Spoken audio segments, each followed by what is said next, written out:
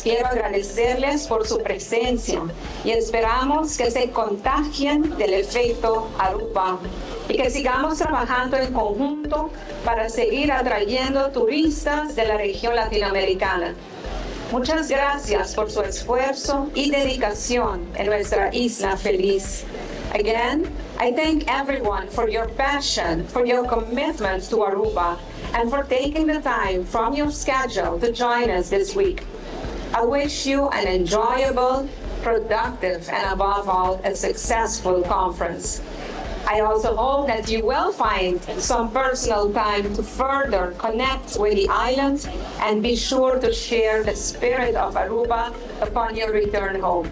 I look forward to welcoming you back again soon. Mashallah.